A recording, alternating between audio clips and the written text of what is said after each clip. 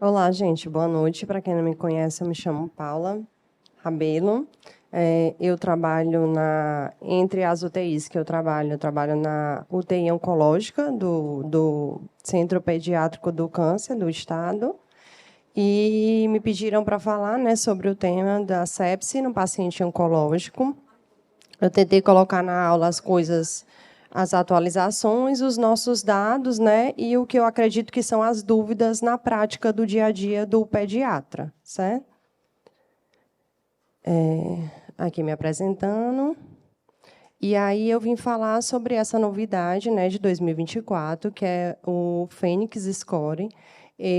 O nosso critério anterior, né, de sepse, que é uma síndrome da resposta inflamatória sistêmica, mais a infecção presumida, eles viram que com o tempo é um critério que ele fala muito sobre infecção, mas ele não fala muito sobre risco para a gravidade, né? Eles viram durante o tempo que esses pacientes que preenchiam os critérios de sepse, eles não evoluíam para a mortalidade, né? Então, inclusive, isso era uma queixa dos oncologistas nas nossas unidades, de dizer assim: mas todo menino neutropênico febril vai positivar para esse protocolo aí. Então, a gente vai ter que abrir para todos os meninos neutropênicos febris que chegarem na nossa unidade. Então, realmente foi visto ao longo do tempo que é um critério bom para a triagem, mas não é específico para a sepse. E aí eles viram que o que é a sepse, a nossa preocupação é aquele paciente que tem risco de evoluir para óbito, né? Então, como é que eu vou fazer essa classificação? Eu vou fazer essa classificação dos pacientes que têm disfunção. Então, agora, o novo objetivo do Fênix Score é dizer: esse paciente é um paciente séptico, porque é um paciente que você está vendo que tem uma infecção e uma disfunção, uma ou mais. Então, esse paciente, sim, ele é um paciente que você tem que tomar muito cuidado, você tem que classificar bem e entender que ele tem um risco elevado de óbito.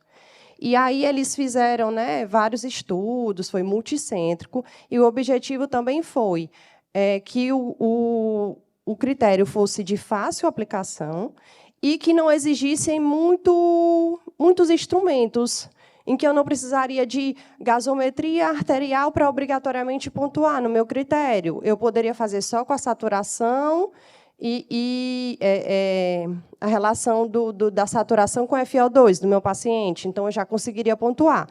Eu não tenho dedímero disponível, eu não tenho o INR, mas eu tenho o meu hemograma. Então, ele tentou abarcar todos os países, tanto os desenvolvidos como os em desenvolvimento, e tentou colocar o risco de gravidade. A princípio, eles colocaram 8 órgãos e sistemas, mas eles viram que ficava muito complexo e que a taxa de mortalidade era similar se eu considerasse apenas 4. Então, eles conseguiram reunir critérios, né, respiratórios, cardiovasculares, o cerebral, né, e o outro foi o hematológico e o neurológico. E aí eles viram que se pontuar 2 ou mais, o paciente ele é séptico. E se ele tiver uma disfunção cardiovascular, ele já é classificado como choque. Então, aí não existe mais o critério no Fênix de CIS, nem de sepse grave. Existe o paciente infectado, que você viu ou presumiu que ele está infectado, que ele está séptico ou que ele está com choque séptico. Tá? A diferença nova vai ser essa para os critérios. E assim, ele é um critério que ele foge um pouco da triagem. Né? Você não vai fazer isso na triagem inicial do paciente, mas ele veio para classificar melhor, para bater o martelo quem é o menino que vai morrer. Mas não é mas você tem que tomar cuidado para não atrasar as suas condutas. Peraí, que eu vou esperar sair o meu hemograma, tarará, para ver se realmente é representa. Não, você é um menino infectado que eu estou vendo que, aparentemente, ele tem uma disfunção. Por exemplo, uma disfunção respiratória. Pronto, esse menino está séptico. Então, é esse menino que está pontuando 2 pontos na minha disfunção respiratória e que eu preciso correr com ele, porque ele, sim, é o meu candidato a evoluir para óbito. Tá?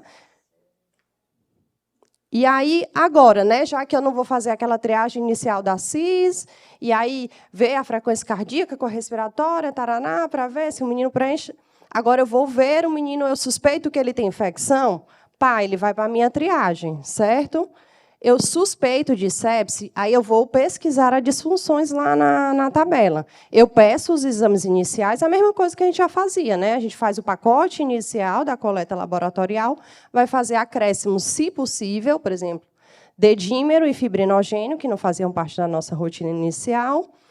E aí ele pontua em alguma coisa, 2 ou mais. Então, pronto, eu vou fazer as medidas do paciente séptico. Vou começar o meu antibiótico, o meu suporte orgânico. Ele preenche critério para choque. Então, aí eu vou fazer a questão da expansão volêmica, não que não coubesse anteriormente, né? Mas eu vou ter que ter uma atenção maior, a questão do início da droga vasoativa dentro da minha primeira hora. Então, eu vou fazer a observação do paciente e ver se eu consigo classificar, mas sempre correndo com as condutas clínicas da mesma maneira anterior que eu realizava. Certo? E aí, agora, esse critério no paciente oncológico, ele tem um bom encaixe, ele não tem aquela triagem anterior, mas ele também não tem aquela hiperclassificação de pacientes sépticos que eu tinha antes, né, nos pacientes oncológicos. Só que tem alguns furos, por exemplo, muitas vezes um menino ele tem um câncer hematológico e ele está fazendo QT, então, naturalmente, ele é plaquetopênico. E agora, lá, a plaqueta está lá, encaixada, né? Naturalmente, ele tem um INR um pouco mais alargado também. E aí vai para o meu bom senso.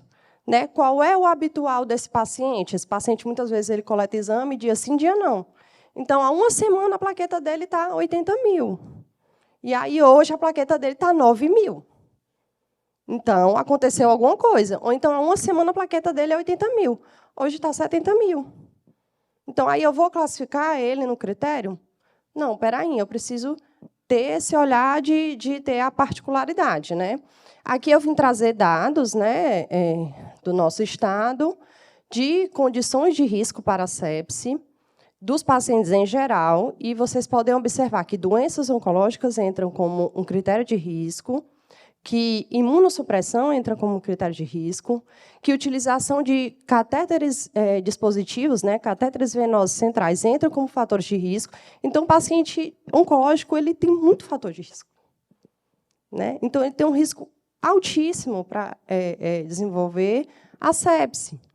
E, assim, às vezes, um atendimento na emergência bem feito, né, aquele olhar de entender um detalhe, é o que vai fazer a diferença para aquele paciente evoluir para óbito ou não, porque eles também têm essa característica de ter uma deteriorização clínica muito rápida. Né? E aí, na nossa unidade, né, na UTI oncológica do CEIB, de janeiro a março, são dados desse ano, 28% das admissões foram classificadas como sepse. Aqui entra muito os pós-operatórios também, por isso que a taxa ficou um pouco mais baixa. Só que 53% das admissões clínicas foram classificadas como sepse e 35% dos óbitos foram de pacientes sépticos. Então, realmente, é um índice alto que a gente tenta melhorar. Né? Opa, estou voltando, sem querer, desculpe. E aí, quais são as peculiaridades do paciente oncológico? Né? Ele tem a desnutrição da própria doença, dos esquemas de tratamento, tanto cirúrgico, como quimioterápico, como radioterápico. Ele pode ter uma disfunção cardíaca associada pela quimioterapia. Ele pode ter uma insuficiência adrenal pelo uso crônico de corticoide, tanto nos tratamentos, principalmente nos tratamentos. Ele tem quebras de barreira da pele para mucosite pós-quimioterapia, como o uso de catéteres centrais. Né? Normalmente, no nosso grupo é PIC ou PORT. Ele tem a imunodeficiência, a neutropenia ou a linfopenia, que pode ser natural da própria doença ou por conta dos tratamentos. Então, ele tem uma série de motivos para ter uma predisposição muito maior do que outros pacientes para o desenvolvimento de sepse. Aí, aqui, eu estou trazendo um artigo, né, em que ele tenta explicar, ele fez um estudo retrospectivo na unidade dele, pegando pacientes que entraram nas UTIs com choque séptico, e tentou ver, dos pacientes oncológicos, por quê? O que foi que levou? Quais são os principais motivos que levaram esses pacientes a evoluírem dessa maneira, né? Explicar a elevada mortalidade por choque nas crianças com câncer. E o que foi que ele achou?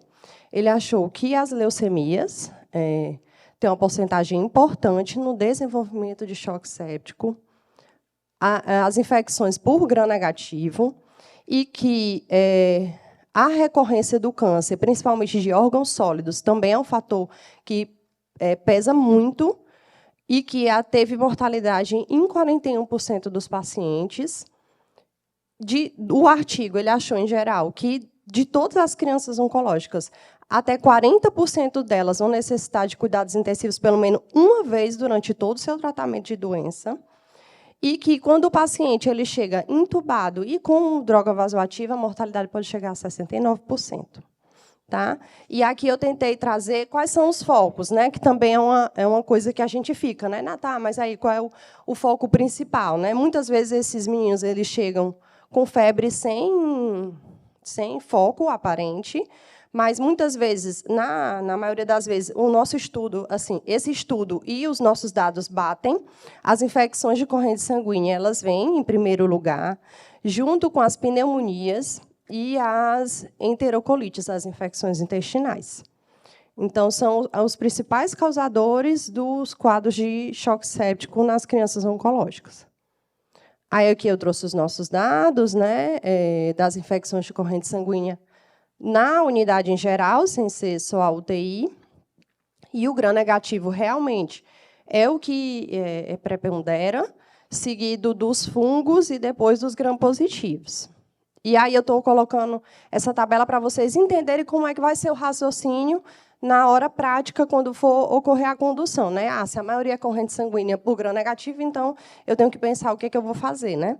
E aqui eu também quis falar, certo? Porque nos últimos 6 meses está tendo uma onda muito grande de quadros respiratórios nos meninos oncológicos. E a pandemia ela trouxe esse recurso dos painéis para a gente. Então, a gente tem uma clareza hoje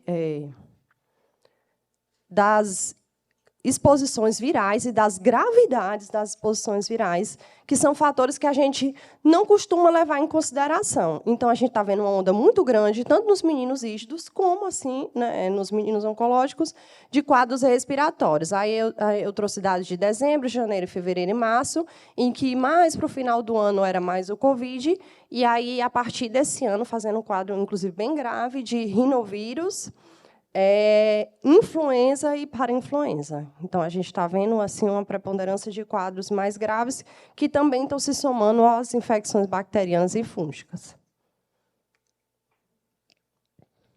Aí, aqui, o perfil, né, das culturas que dão positivas da nossa unidade.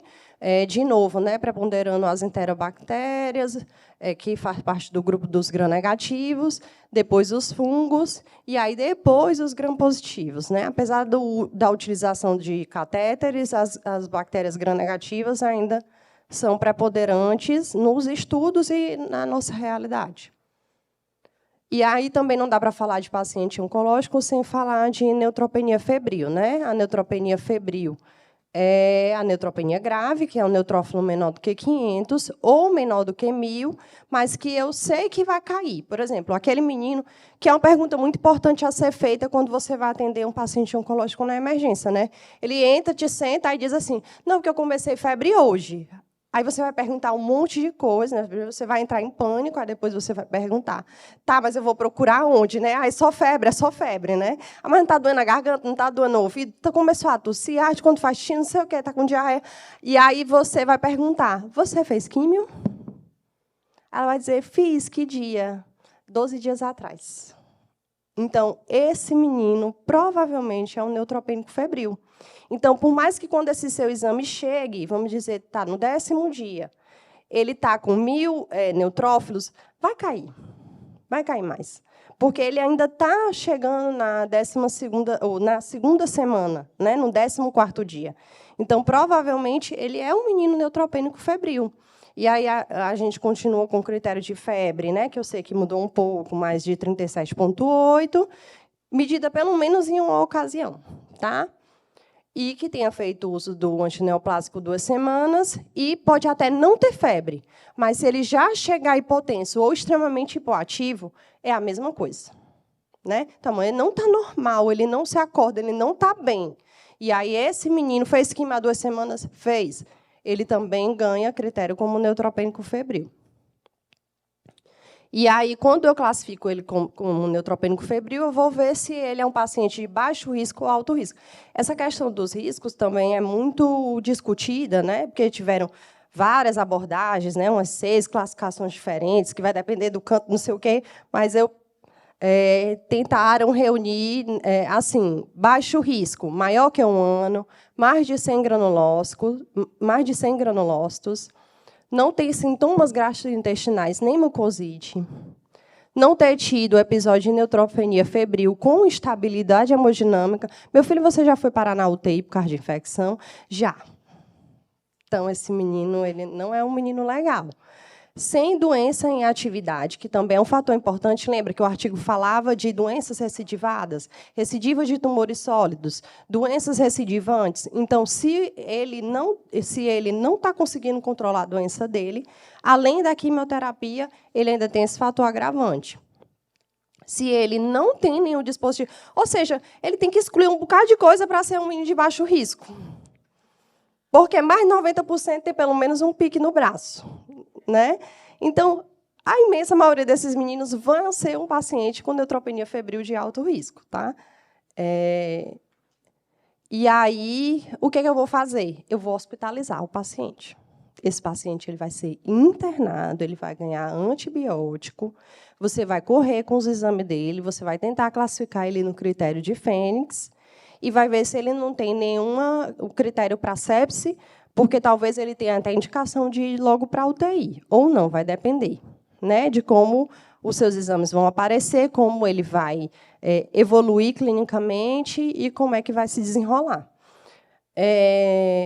Ele tem que ser reavaliado a cada 4 horas, nas primeiras 24 horas, e a antibiótico-terapia ser feita na primeira hora. Né? Eu acho que, para o neutropênico febril, a questão das 3 horas ela fica um pouco por terra. O que vai fazer toda a diferença é você correr com o antibiótico já, assim, bem rápido. Tá? E aí todo mundo fica meio desbaratinado. E aí, eu coloco o quê, meu Deus? Né? Nesse menino que chegou aqui, que está neutropênico febril. Como a gente viu que a maioria das bactérias são gram-negativos, né, e aí são feitos testes de acordo com a flora dos hospitais. Né, na nossa região, acredito eu que não só no SEB, mas nos outros hospitais, o esquema inicial é monoterapia com tazocin. Tá? Outros poderiam... Já teve com ceftazidima, com aminoglicosídeo, mas os trabalhos viram que era melhor mesmo o beta-lactâmico.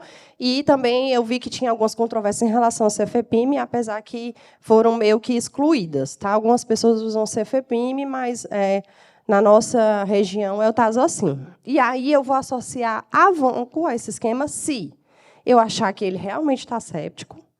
Tá? Se ele estiver se queixando do catéter, ou você notar que o catéter está vermelho, ou ele dizer que o braço está inchado, ou você notar a secreção purulenta naquele catéter, ou que o paciente está com pneumonia grave, ele preenche aquele critério lá, 2, 3 pontos do Fênix Score, já chega desconfortável, com raio-x feio, certo?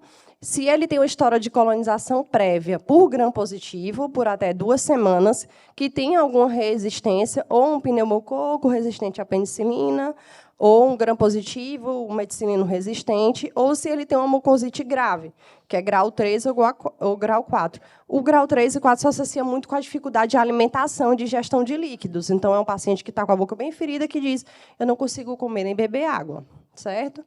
E aí... Ou se ele tem sugestão de infecção do sistema nervoso central, ou ele coletou uma hemocultura que está crescendo parcialmente em um coco gram-positivo. E aí esse paciente vai para a enfermaria ou vai para a UTI, dependendo da necessidade. E aí, se ele persistir com a febre, porque eles também viram que nos meninos oncológicos, normalmente, principalmente com cânceres hematológicos, essa recuperação da febre dura pelo menos 5 dias, mais ou menos isso. mesmo fazendo um antibiótico adequado, com a boa cobertura. E aí, se persistir a febre, é que eu vou associar o antifúngico. Agora, depende, você tem que saber individualizar cada situação, certo? Por exemplo, aquele menino, a mãe chega e te diz que o menino estava internado há 3 meses, passou 1 semana em casa e já está voltando de novo. Então, aí é que você tem que parar e pensar, opa, isso aqui ainda vai ser mais complicado do que eu imaginava que ia ser complicado, né? Vou dar uma olhadinha aqui nas culturas anteriores dele. Vixe, o último negócio dele aqui era um gram negativo que só era acessível a meropenem. Então, aí você vai para o meropenem. Opa, ele faz uso de voriconazol domiciliar para uma infecção fúngica invasiva, que ele está tratando há meses. Ixi, então eu tenho que realmente pensar se eu não tenho que associar um antifúngico aqui já de começo, certo? Lógico que, para coisas mais assim complexas, vocês vão pedir ajuda para alguém, né? Para CCIH, isso. Mas, assim, acender a luz também de ter essa pergunta, né? Meu filho, quanto tempo tu passou internado da última vez? Né? E aí ele vai, não, foi no ano passado, em julho do... Então, tá bom. Né? Então, dá para a gente começar mais baixo.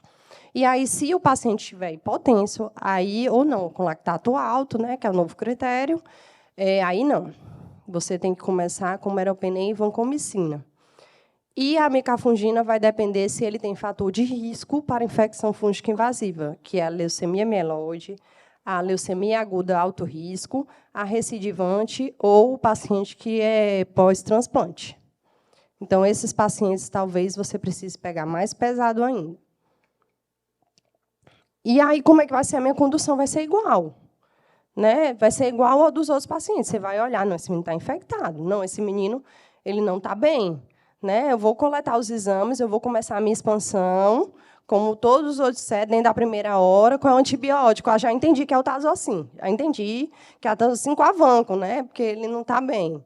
Né? Porque ele disse que o cateter está doendo. E aí você vai fazer a sua reavaliação em cima, cobrar que o antibiótico seja feito dentro da primeira hora, o que correr mais rápido, né, o primeiro, e depois o que correr um pouco mais devagar, ocorre os 2 rápidos da primeira vez. E aí eu vou reavaliando esse paciente. Ele está hipotenso? Ele está hipotenso? Ele melhorou o aspecto clínico dele ou não? Né? Qual é a melhor unidade para eu colocar esse meu paciente? Na enfermaria mesmo, será? Ou é na emergência mesmo, será? Ou será que é melhor eu pedir uma vaga de UTI porque eu estou vendo que ele não está bem, porque eu estou vendo que ele não está com Glasgow bom, porque eu estou vendo que ele não está bem perfundido, porque a mãe me disse que ele não faz xixi desde ontem. Apesar que os critérios de renais saíram, mas não deixa de ser, né, um sinal de doença grave no paciente. Tá? Então, vou seguir o mesmo guideline de condução anteriormente.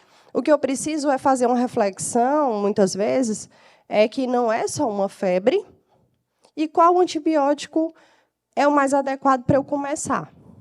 Né? E não se pedir exame, daqui a pouco você volta. Né? Que a gente sabe de zilhões de histórias que o menino foi meia-noite para a emergência, coletou o exame 3 horas da manhã, chega morto na reanimação. Então, realmente, eu acho que o objetivo da aula é muito isso, né, da gente fazer essa reflexão. Realmente é um paciente que todo mundo tem medo, a princípio, mas que dá para todo mundo fazer as coisinhas direitinho se tiver esse olhar diferenciado, que, peraí, que eu preciso ter calma no que eu vou fazer aqui agora. Preciso pensar um pouquinho e pede ajuda. Né? A gente pede ajuda, tem sempre alguém. Mesmo, mas dá para fazer tudo certo, seguindo um roteiro, mas entendendo que eu preciso mudar só um pouquinho, de entender que eu preciso ter mais atenção. Né?